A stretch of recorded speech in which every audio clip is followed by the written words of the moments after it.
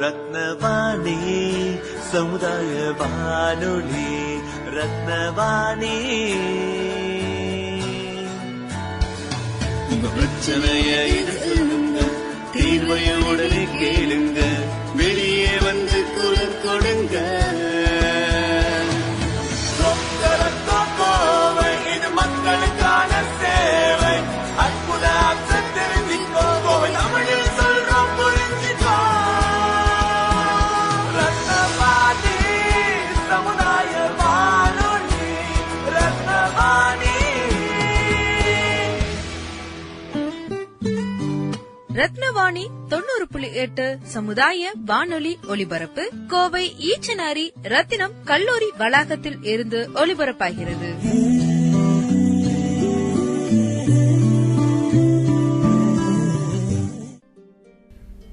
ரத்னவாணி சமுதாய வானொலி 90.8 இணைஞ்சிருக்கீங்க. நான் உங்கள் சிநேகிதன் மகேந்திரன். இது அறிவோம் தெளிவோம் நிகழ்ச்சி. இன்றைய அறிவோம் தெளிவோம் நிகழ்ச்சி ஒரு சிறப்பு நிகழ்ச்சியா வலம் வர இருக்குது. நம்ம நிகழ்ச்சியில கலந்துக்கிறதுக்காக சிறப்பு விருந்தினர் யோகா ஆசிரியர் சரண்யா நம்ம கூட இணைஞ்சிருக்காங்க. வணக்கம் மேடம். வணக்கம் சார். உங்களை பத்தின அறிமுகம் நம்ம நேயர்களுக்காக. வாழ்க வளமுடன். என்னோட பேர் சரண்யாங்க சார். நான் பார்த்தீங்க அப்படின்னா ஒரு 8 வருஷமா யோகா ஃபீல்டில் இருக்கேன். ஸோ நான் MA yoga prenatal and postnatal yoga complete பண்ணியிருக்கேன். இப்போ நான் பார்த்தீங்கன்னா கஜானந்தா ட்ரஸ்ட், அதாவது சென்னை சில்க்ஸ் குமரன் தங்க மாளிகை அவங்களோட ட்ரஸ்ட்டில் ஒரு 4 வருஷமாக சர்வீஸில் இருக்கேங்க சார். அங்கே நம்ம கர்ப்பதரணி அப்படிங்கிற பேரில் கன்சீவாக இருக்கிறவங்களுக்கு கிளாஸஸ் எடுத்துட்ருக்கோம். ஸோ அங்கே அவங்க கூட இணைஞ்சு நம்ம ஒரு 4 வருஷமாக சர்வீஸில் இருக்கேங்க சார். அங்கே ஒர்க் பண்ணிகிட்ருக்கேன். நம்ம அங்கே நிறைய ஒரு 5 lakhsக்கு மேலே இருக்கிற மதர்ஸ்க்கு நம்ம கிளாஸஸ் எடுத்துட்ருக்கோம். ஸோ இதோட ஃபவுண்டர் பார்த்தீங்கன்னா நம்ம சென்னை சில்க்ஸோட ஓனர் PK ஆறுமுகம் அவர்கள் தான் இதை நடத்திட்டு இருக்காங்க சார், கஜானந்தா ட்ரஸ்ட் அப்படின்ட்டு. ஆகஸ்ட் 1 தேதியிலிருந்து ஆகஸ்ட் 7 வரைக்கும் தாய்ப்பால் வாரமா கடைபிடிக்கப்பட்டு வருது. தாய்ப்பால் ஊற்றக்கூடிய விழிப்புணர்வு ஏற்படுத்தும் விதமா அந்த இது கொண்டாடப்படுது. குழந்தைகளுக்கு தாய்ப்பால் ஊற்றுறதுனால ஏற்படக்கூடிய நன்மைகள் என்ன சார்? ஃபர்ஸ்ட் நம்ம இந்த 1ஆம் தேதியிலேருந்து 7ஆம் தேதி வரைக்கும் நம்ம தாய்ப்பால் வாரமா கடைபிடிக்கிறோம். ஸோ நம்ம எல்லா டேவும் பார்த்தீங்கன்னா ஒரு நாள் தான் செலிப்ரேட் பண்ணுவோம். இப்போ உமன்ஸ் டே, அப்புறம் பார்த்தீங்கன்னா சில்ட்ரன்ஸ் டே, அந்த மாதிரி எதாவது இருந்தாலும் நம்ம ஒரு நாள் செலிப்ரேட் பண்ணுவோம். இது நம்ம தாய்ப்பால் வாரம்ங்கிறது செலிப்ரேஷனே கிடையாது, அவேர்னஸ் தான் நம்ம கிரியேட் பண்ணுறோம். ஏன்னா இப்போ மேலை நாடுகள் பொறுத்த வரைக்கும், ஸோ நம்ம பக்கத்தில் இருக்கிற ஸ்ரீலங்காவிலேருந்து அங்கெல்லாமே தாய்ப்பால் கொடுக்குற விகிதம் அதிகம். அங்கெல்லாம் 80% மேல இருக்காங்க. ஆனா நம்ம ஊர்ல நம்ம கண்ட்ரில அது கம்மி. அதுக்குண்டான அவேர்னஸ் தான் நம்ம பண்ணிட்டு இருக்கோங்க சார். இந்த குடுக்கறதுனால குழந்தைக்கு என்ன நன்மை அப்படின்னு பாத்தீங்கன்னா, பிறந்த அரை மணி நேரத்துல நம்ம அந்த குழந்தைக்கு தாய்ப்பால் கொடுக்கணும், சரிங்களா? அதே மாதிரி தாய்ப்பால் அப்படிங்கிறது தான் ஒரு குழந்தை பிறந்ததையும் அந்த குழந்தைக்கு நம்ம கொடுக்குற ஃபர்ஸ்ட் தடுப்பூசி, சரிங்களா? மேலை நாடுகள்ல அதை பாத்தீங்கன்னா லிக்விட் கோல்டு அப்படின்னு சொல்லுவாங்க. அதாவது தமிழ்ல அமுதம், இயற்கை அமுதம், சரிங்களா? ஸோ அதை நம்ம கொடுக்கறதுனால குழந்தைங்களுக்கு நோய் எதிர்ப்பு சக்தி அதிகமா இருக்கும். நம்ம குழந்தைங்க பெருசானதுக்கு அப்புறம் நம்ம எவ்வளோ சொத்து சேர்த்து வச்சு என்ன நம்ம பண்ணனாலும் அந்த குழந்தை ஆரோக்கியமா இருந்தா மட்டும்தான் அது அந்த குழந்தைக்கு யூஸ்ஃபுல்லா இருக்கும். நம்ம இப்ப இருந்தே நம்ம தாய்ப்பால் கொடுத்து அந்த குழந்தைய நம்ம ஸ்ட்ராங்கா வளர்த்துனா மட்டும்தான் அது பின்னாடி அவங்களுக்கு யூஸ் ஆகும் சார். தாய்ப்பால் ஊட்டக்கூடிய தாய்மார்களுக்கு என்னென்ன நன்மைகள்லாம் இருக்கு? தாய்ப்பால் அவங்க கொடுக்கறதுனால அவங்களுக்கு ஏற்படுற நன்மைகள் அப்படின்னு பாத்தீங்க அப்படின்னா, ஸோ கன்சீவ் ஆனதையுமே ஒரு பொண்ணு பாத்தீங்கன்னா இப்போ ஒரு நார்மல் வெயிட்ல இருப்பாங்க. அப்படியே ஒரு 12 கிலோ இல்லை 10 கிலோ அவங்க எக்ஸ்ட்ரா ஆவாங்க. இப்போ குழந்தை பாத்தீங்கன்னா ஒரு மினிமம் 3 கிலோ இருக்காங்க. நம்ம கண்ட்ரில 2.5 கிலோலேருந்து 3 கிலோ தான் குழந்தைங்க பேசிக்கா. ஸோ அப்போ அவ்வளோ இருப்பாங்க சார். அது போக அந்த பிளசண்டா அது இதெல்லாம் சேர்த்தும் போது கொஞ்சம் கம்மியாகும். அது போக மீதி இருக்கிறது எல்லாமே கொழுப்பாக தான் நம்ம மேலே இருக்கும். இவங்க தாய்ப்பால் கொடுக்கறது மூலமா நம்ம நார்மல் வெயிட்டுக்கு நம்மளை கொண்டு வர்றதுக்கு ரொம்பவே யூஸ்ஃபுல்லா இருக்கும். இன்னொன்னு மார்பக புற்றுநோய் வராம தடுக்கும். ஸோ நம்ம தாய்ப்பால் அவங்க கொடுக்கும்போது பாத்தீங்கன்னா அந்த மார்பக புற்றுநோயிலிருந்து அவங்கள அது ப்ரொடெக்ட் பண்ணிக்கலாம். இன்னொன்று பாத்தீங்க அப்படின்னா, தாய்ப்பால் அவங்க நார்மலா கொடுத்துட்டு வரும்போது அவங்க தாய்ப்பால் கொடுக்குற அந்த டைம்ல இப்போ 2 வயசு வரைக்கும் தாய்ப்பால் கொடுக்குறாங்க அப்படின்னா, அந்த 2 வயசு வரைக்கும் அவங்களுக்கு மறுபடியும் இன்னொரு குழந்தை கன்சீவ் ஆகாம இருக்கிறதுக்கு அவங்களுக்கு ஒரு கருத்தடை பொருளா அவங்களுக்கு பயன்படும். ஸோ கம்பல்சரி எல்லாருமே 2 வயசு வரைக்கும் தாய்ப்பால் கொடுக்கணும் சார்.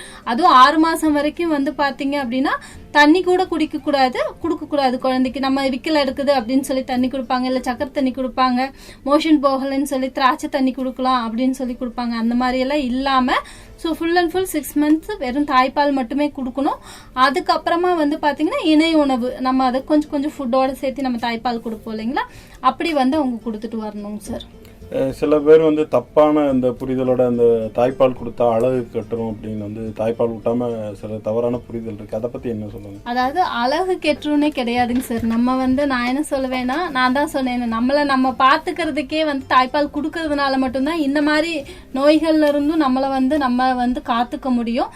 ஸோ அழகு கெடாதுங்க சார். ஏன்னா நம்ம அந்த காலத்துல இருந்த லேடிஸ் வந்து பாத்தீங்கன்னா 13-14 குழந்தைங்க பெற்று தாய்ப்பால் கொடுத்துட்டு இருந்தாங்க. ஒரு வீட்டுல பாத்தீங்கன்னா பொண்ணு கன்சீவ் ஆகி குழந்தை பிறந்திருப்பாங்க, அம்மாவும் குழந்தை பெற்றிருப்பாங்க அந்த காலத்துல. நான் சொல்றேன், இப்ப நம்ம அந்த ஒரு குழந்தைக்கு பால் கொடுக்கறதுக்கே வந்து பெரிய விஷயமா நினைச்சிட்டு வந்துட்டு கொடுக்க மாட்டேறாங்க. அப்படி இல்லாம ஸோ அதை வந்து அவங்க அதிகமா வந்து கொடுக்கணும் அப்படிங்கிறது என்னோட கருத்துங்க சார். நிறைய கொடுக்கணும். அவங்க பிறந்த குழந்தைக்கு வந்து எத்தனை முறை வந்து பால் ஊட்டணும்? பிறந்த குழந்தைக்கு வந்து இப்போ வந்து நம்ம வந்து ஒரு நாள் 24 hours கணக்கு வச்சுக்கலாங்க சார்.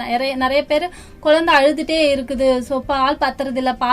இப்போ ஒரு குழந்தை அழுதாவே வீட்டுல இருக்கிறவங்க எல்லாம் என்ன சொல்லிடுவாங்க அப்படின்னு வந்து பாத்தீங்கன்னா, குழந்தை அழுதுட்டே இருக்கு, உனக்கு தான் வந்து பால் பத்தல அப்படின்னு சொல்லி அவங்க பேனிக் ஆகி வீட்டுல அவங்களையும் பயப்படுத்தி குழந்தை அழுதாவே பால் பத்தல அதனாலதான் அழுகுறாங்க அப்படின்னு சொல்லிடுவாங்க. அப்படி கிடையாதுங்க சார். இப்ப குழந்தைக்கு வந்து பாத்தீங்க அப்படின்னா, இப்ப நான் இருக்கேன்னா சரண்யா அம்மா என்னை தூக்கி நீ பக்கத்துல வச்சுக்கோ அப்படின்னு சொல்றதுக்கு குழந்தைக்கு தெரியாது. இல்ல குழந்தைக்கு யூரின் வருது அப்படின்னு சொல்றதுக்கும் குழந்தைக்கு தெரியாது. எறும்பு கடிச்சது, இல்ல வயிறு ஒரு மாதிரி அப்செட்டா இருக்கு அப்படின்னா எதுவுமே அந்த குழந்தைக்கு சொல்ல தெரியாது. அப்ப அது என்ன பண்ணுங்க, அழுக மட்டும்தான் செய்யும். நம்ம தான் அதை புரிஞ்சுக்கிட்டு எடுத்து வைக்கும் கொடுக்கணும். அதே மாதிரி 2 மணி நேரத்துக்கு ஒன்ஸ் நம்ம பால் கொடுத்தா போதும். அதை எப்படி அந்த பால் வந்து அந்த குழந்தைக்கு போதும் அப்படின்னு நம்ம தெரிஞ்சுக்கிறது அப்படின்னு வந்து பாத்தீங்கன்னா, ஃபர்ஸ்ட் நாள் குழந்தை பிறக்குறாங்கன்னா ஃபர்ஸ்ட் அவங்க பால் குடிச்சதுக்கு அப்புறம் ஒரு டைம் யூரின் போனாங்கன்னாவே அவங்க குடிச்ச பால் அவங்களுக்கு ஓகே. அதே மாதிரி 2வது நாள் 2 டைம், 3வது நாள் 3 டைம், 4வது நாள் 4 டைம், 5வது நாள் 5 டைம், 6வது நாள் 6 டைம், 7வது நாள்ல இருந்து அவங்க எத்தனை டைம் வேணா போலாம். அப்படி இருந்தாவே அவங்களுக்கு போதுமான தாய்ப்பால் வந்து அம்மா கிட்ட இருந்து அவங்களுக்கு கிடைக்குது அப்படின்னு நம்ம புரிஞ்சுக்கலாங்க சார். குழந்தைக்கு வந்து போதுமான பால் கிடைக்குது அப்படிங்கிறத நம்ம எப்படி கண்டுபிடிக்க முடியும்? யூரின் வந்து அவங்க கரெக்டா ப்ராப்பரா வந்து போனாங்கன்னாவே வந்துட்டு அவங்களுக்கு போதுமான பால் கரெக்டா தான் கிடைக்குது அப்படின்ட்டு வந்து தெரிஞ்சுக்கலாங்க சார். நம்ம அதே மாதிரி நம்ம பால் கொடுக்கும் போது குழந்தை எந்த மாதிரியான பொசிஷன்லாம் வச்சு கொடுக்கணும்? நிறைய பேர் அந்த தப்பு பண்ணுவாங்க சார். என்ன பண்ணுவாங்க அப்படின்னா, ஃபர்ஸ்ட் பால்ல வந்து ஒரு சேர்ல உட்காந்துட்டு கொடுப்பாங்க. கொடுக்கும்போது வந்து பாத்தீங்கன்னா அவங்களே ஆட்டோமேட்டிக்கா ஃபுல்லா குமிஞ்சு வந்து பால் கொடுப்பாங்க. ஸோ இப்படி குமிஞ்சு பால் கொடுக்கறதுனால வந்து பாத்தீங்கன்னா அந்த மதருக்கு நிறைய பேக் பெயின் அந்த மாதிரி ப்ராப்ளம்ஸ் எல்லாம் வரும். அந்த மாதிரி இல்லாம அவங்க ஒரு சேர்ல உட்கார்றாங்கன்னா பின்னாடி பில்லோ வச்சுக்கலாம், மடியில ஒரு 2 பில்லோ வச்சுட்டு குழந்தைய நல்லா மேல பொசிஷன்ல வச்சு பால் கொடுக்கலாம். ஸோ அந்த மாதிரி கொடுக்கும்போது வந்து பாத்தீங்கன்னா அவங்க கீழே குமிய வேண்டாம். ஸோ கரெக்டான பொசிஷன்ல உட்காந்து கொடுக்கலாம். அதே மாதிரி வந்து பாத்தீங்கன்னா அவங்க அந்த நிப்பிள் ஃபீடிங் வந்து கரெக்டா வந்து பண்ணணும். இப்ப அந்த பிரஸ்ட்ல இருக்கிற அந்த ஏரியால சுத்தி கருப்பா இருக்கும் இல்லைங்களா, அந்த இடத்துல கேஷ் பண்ணி குழந்தை பால் குடிச்சா மட்டும்தான் குழந்தைக்கு ஃபுல் சத்தும் வரும், பாலும் வந்து நல்லா வரும். வெறும் நிப்பில மட்டும் அவங்க பிடிச்சி குடிச்சாங்க அப்படின்னா பால் வந்து செக்ரேட் அவங்களுக்கு கம்மியா இருக்கும். பால் பத்தலைன்னு சொல்லி குழந்தை திருப்பி அழுகத்தான் செய்யும். அதனால நம்ம வந்து ஃபுல்லா குழந்தை இப்ப பால் குடிக்கும் போது அந்த ஏரியாலோட சப் பண்ணி குடிக்கிறாங்களா அப்படிங்கறத நம்ம பாத்துக்கணும் சார். குழந்தைக்கு வந்து இப்ப பசி இருக்கு அப்படிங்கறத நம்ம எப்படி தெரிஞ்சுக்க முடியும்? குழந்தைக்கு பசி இருக்கு அவங்க தான் அதாங்க சார், நம்மளுக்கு வந்து சின்ன சின்ன சிம்டம்ஸ் வந்து பண்ணுவாங்க. என்னன்னு பண்ணுவாங்க அப்படின்னு வந்து பாத்தீங்கன்னா, படுத்திருக்கிறாங்கன்னா அவங்க எந்திரிச்சு நாக்கு லைட்டா வெளியே நீட்டுவாங்க. அதுக்கப்புறம் பாத்தீங்கன்னா கையை காலை ஆட்டுவாங்க. இந்த மாதிரி எல்லாம் நமக்கு பண்ணிட்டு அதுக்கப்புறம் நம்ம அதை எதுவுமே கவனிக்கல அப்படின்னா தான் என்னை பாருமான்னு சொல்லி குழந்தை அழுக ஆரம்பிக்கும். ஸோ அதுக்கப்புறம் நம்ம எடுத்து பேபிக்கு ஃபீட் பண்ணலாங்க சார். சில தாய்மார்களுக்கு வந்து தாய்ப்பாலோட அளவு வந்து கம்மியா இருக்கும். அதை அதிகரிக்கிறதுக்கு எந்த மாதிரியான உணவுகள்லாம் எடுத்துக்கணும்? அவங்க வந்து நார்மலாவே வந்து பாத்தீங்கன்னா நிறைய பேர்த்துக்கு என்ன மனப்பான்மை இருக்குன்னா, எனக்கு வந்து பால் பத்தல, எனக்கு பாலே வரமாட்டேதுங்க, நான் என்ன சாப்பிட்டாலும் பால் வரல. ஆல்ரெடி நம்ம வீட்டுல இருக்கிறவங்க என்ன பண்ணுவாங்க அப்படின்னு வந்து பாத்தீங்கன்னா, நீ இதை சாப்பிடு அப்பதான் உனக்கு நிறைய பால் வரும், நீ நிறைய பால் குடி அப்பதான் உனக்கு பால் வரும், கருவாடு சாப்பிட்டு அதை சாப்பிடு இதை சாப்பிடுன்னு சொல்லுவாங்க. என்னை பொறுத்துக்கு அவங்க எல்லா ஃபுட்டுமே சாப்பிடலாங்க சார். நிறைய தண்ணி குடிக்கணும் முதல்ல. அதுக்கப்புறம் பால் வரலங்கிற அந்த எண்ணத்தை ஃபர்ஸ்ட் அவங்க மாத்தணும். அவங்க வந்து பாசிட்டிவா என்னால பால் கொடுக்க முடியும் அப்படின்னு நினைச்சிட்டு அவங்க வந்து பால் கொடுக்கணும் சார். அப்பதான் வந்து ஹாப்பி ஹார்மோன்ஸ் ஹார்மோன்ஸ் சுரக்கும். அப்ப சுரக்கும் போது ஆட்டோமேட்டிக்கா அவங்களுக்கு பால் வந்து அதிகமாகும். எல்லா ஃபுட்டுமே அவங்க சாப்பிடலாங்க சார். ஆனா நிறைய பால் குடிக்கணும், அப்பதான் வந்து உனக்கு பால் வரும் அப்படின்னு சொல்லிட்டு ஒரு நாளைக்கு 1/2 லிட்டர் 1 லிட்டர் பால்லாம் குடிக்க கூடாது. அப்படின்னு பாத்தீங்கன்னா மாட்டுக்கு நம்ம யானைப்பாலை ஊத்தி தான் வந்து கொடுத்தா மட்டும்தான் மாடு நமக்கு நிறைய பால் கொடுக்கும். அப்படி கிடையாதுங்க சார். நம்ம வந்து என்னென்ன ஃபுட் அவங்க ரெகுலரா சாப்பிட்றாங்களோ அந்த ஃபுட்டெல்லாம் எடுத்துக்கலாம். நிறைய ஃபைபர் கண்டென்ட் இருக்கிற ஃபுட்டா எடுத்துக்கலாம். நிறைய தண்ணி நிறைய அவங்க குடிச்சு பண்ணாங்கன்னாவே ஆட்டோமேட்டிக்கா வந்து பால் வந்துருங்க சார். இன்னொன்னு என்னன்னு பாத்தீங்கன்னா, இப்போ ஒரு குழந்தை இருக்கு, அந்த குழந்தை இல்லாதவங்க குழந்தைய அடாப்ட் பண்றாங்கன்னு வச்சுக்கோங்களேன். இப்ப நான் வந்து ஒரு குழந்தைய அடாப்ட் பண்றேன்னா என்னால அந்த குழந்தைக்கு பால் கொடுக்க முடியும். ஏன் அப்படின்னு வந்து பாத்தீங்க அப்படின்னா, ஸோ அதுக்கு ஒரு சில இன்ஜெக்ஷனோ இல்ல ஒரு மருந்தோ நான் வந்து எடுத்துட்டா மட்டுமே போதும், எனக்கு வந்து பால் வந்து சுரக்கும். ஸோ நான் அந்த குழந்தைக்கு கொடுக்க முடியும். நான் 10 மாசம் சமக்கல பெக்கல, ஆனா அடாப்ட் பண்ணியே என்னால கொடுக்கும்போது ஒரு 10 மாசம் ஒரு குழந்தைய பெத்து அந்த குழந்தைக்கு நம்ம உடம்பே நம்மள உருவாக்கி இருக்கும். ஸோ அப்ப கண்டிப்பா அவங்கனால பால் வந்து கொடுக்க முடியும். பிரஸ்ட் சின்னதா இருந்தாலும் சரி, பெருசா இருந்தாலும் சரி, இல்ல நிப்பிள் சில பேத்துக்கு உள்ள போயிருக்கும், சில பேத்துக்கு வெளியே வந்திருக்கும். அப்படியெல்லாம் எப்படி இருந்தாலும் அவங்கனால பால் கொடுக்க முடியும். பால் ஊட்டக்கூடிய தாய்மார்கள் தவிர்க்க வேண்டிய உணவுகள் ஏதாவது இருக்கா? தவிர்க்க வேண்டிய உணவுகள்ன்ட்டு எதுவுமே இல்லைங்க சார். நான் என்ன சொல்லுவேன்னா, எதா இருந்தாலும் அளவா சாப்பிடுங்க. இப்ப வந்து சரண்யா மேம் சொல்லிட்டாங்க அப்படிங்கறதுக்காக எல்லா ஃபுட்டுமே சாப்பிட சொல்லிட்டாங்க அப்படிங்கறதுக்காக, இப்ப இன்னைக்கு மாம்பழம் சாப்பிட்றேங்கிறதுக்காக நான் ஒரு 10 மாம்பழம் உட்கார்ந்து சாப்பிட்டுட்டு சரண்யா மேம் தான் எல்லாம் சாப்பிட சொன்னாங்க அப்படின்னு சொல்லி சாப்பிடக்கூடாதுங்க சார். லிமிட்டா ஒரு 2 பீஸ் சாப்பிடலாம். ஒரு ஐஸ்கிரீம் சாப்பிட்றீங்களா, ஒரு 2 ஸ்கூப் சாப்பிடலாம், ஒன்னும் தப்பு கிடையாது. 2 ஸ்பூன் எடுத்து நம்ம சாப்பிடலாம். ஒரு பலாப்பழம்னா 1 சாப்பிடலாம். அதை விட்டுட்டு நிறைய சாப்பிட்டுட்டு அதனால நிறைய சாப்பிட்டா நமக்கே ப்ராப்ளமா இருக்கும். சோ அது வந்து நம்ம மூலியமா தான் குழந்தைக்கு போகுதுங்கும் போது அளவா சாப்பிட்டுக்கிறது பெஸ்ட்டுங்க சார், எது எடுத்துக்கிட்டாலும். இப்போ சில குழந்தைகள் வந்து அந்த பால் குடிக்கிற வரைக்கும் கொஞ்சம் அடம் பிடிக்கும். அந்த மாதிரியான குழந்தைகளுக்கு வந்து பால் ஊட்டுறதுக்கு இப்படி மறுக்குதுன்னா அதை என்ன பண்ணி? சில குழந்தைங்க வந்து ரொம்ப அழுவாங்க சார். இன்னொன்னு சில குழந்தைங்க பாத்தீங்கன்னா வேடிக்கை பார்த்துட்டே இருப்பாங்க பால் குடிக்காம. அந்த மாதிரி இருக்கிற குழந்தைங்களுக்கு இவங்க வந்து யாருமே இல்லாத பிளேஸா ஒரு இருட்டு ரூம்ல அந்த மாதிரி, வீட்டுல பெரியவங்க இருந்தா சொல்லுவாங்க ஃபீட் பண்ணும்போது தனியா போய் ஃபீட் பண்ணு, யாரும் இல்லாத இடத்துலயா போய் ஃபீட் பண்ணு அப்படின்னு சொல்லி வீட்டுல போய் சொல்லுவாங்க. அந்த மாதிரிதான் நீங்க கொஞ்சம் இருட்டான ரூம்ல வச்சோ நீங்க ஃபீட் பண்ணும்போது வந்து பாத்தீங்க அப்படின்னா குழந்தை கொஞ்சம் அடம் பிடிக்காம குடிக்கும்.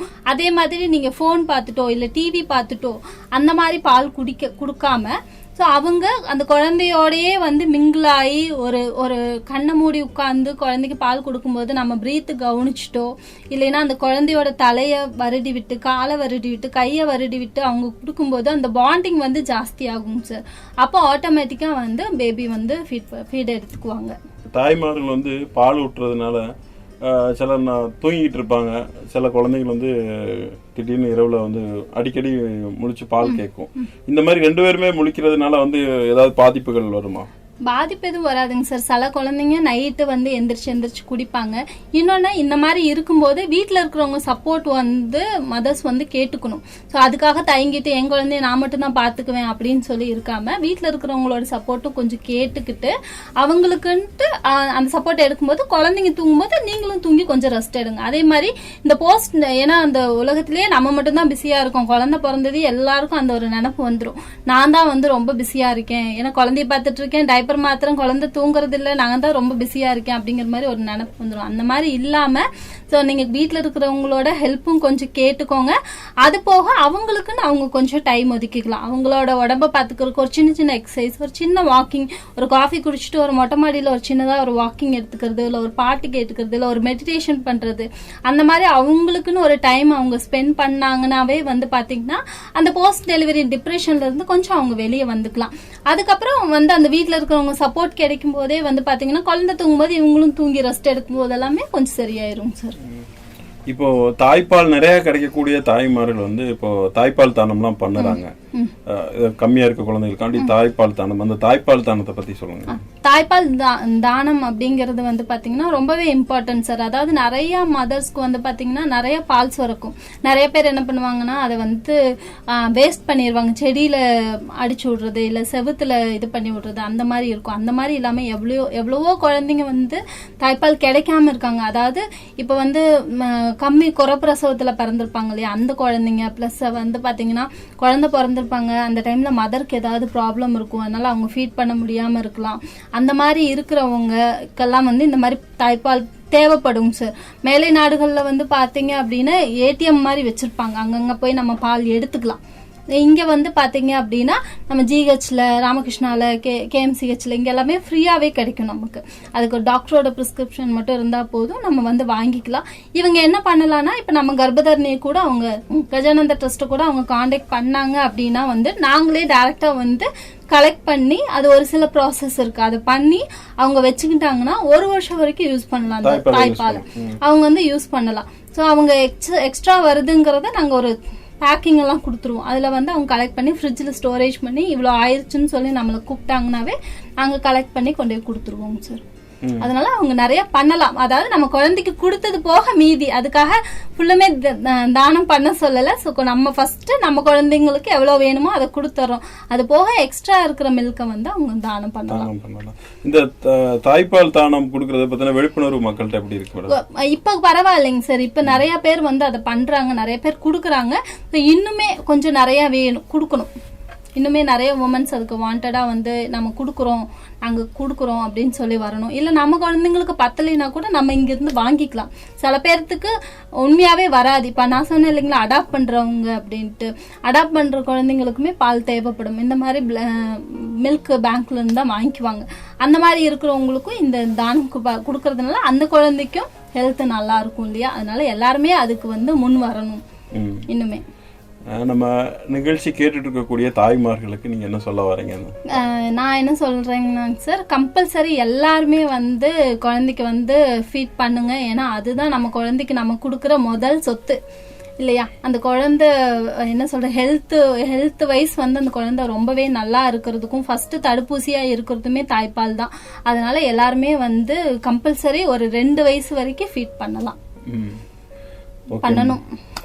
ஓகே மேடம், நம்மளுடைய நிகழ்ச்சியில் கலந்துக்கிட்டு தாய்ப்பாலுடைய முக்கியத்துவம் என்ன, தாய்ப்பாலுடைய சிறப்புகள் என்னன்னு நிறைய விஷயங்கள் வந்து பகிர்ந்துக்கிட்டீங்க. நேயர்களுக்கு வந்து பயனுள்ளதாக இருந்தது அப்படின்னு நம்புகிறோம். எங்களுடைய நிகழ்ச்சியில் கலந்துக்கிட்டு பல்வேறு தகவல்களை வழங்கினதுக்கு எங்களுடைய மனமார்ந்த வாழ்த்துக்களையும் நன்றிகளும் தெரிவிச்சுக்கணும். ரொம்ப நன்றிங்க மேடம். நன்றிங்க சார். இந்த வாய்ப்பை அளித்த உங்களுக்கும் ரத்னவாணி எஃப்எம்க்கும் ரொம்பவே நன்றிங்க சார். வாழ்வாழ்முறை. நேர்களை நிகழ்ச்சி கேட்டு பயனடைஞ்சிருப்பீங்க அப்படின்னு நம்புறேன். மீண்டும் மற்றொரு நிகழ்ச்சியில் உங்களை சந்திக்கும் வரை உங்கள் அன்போடும் ஆதரவோடும் விடைபெறுகிறேன். உங்கள் சிநேகிதன் மகேந்திரன். நடப்பவை நல்லவையாகட்டும். தொடர்ந்து இணைந்திருங்கள். இது ரத்னவாணி சமுதாய வானொலி 90.8. இது மக்களுக்கான வானொலி.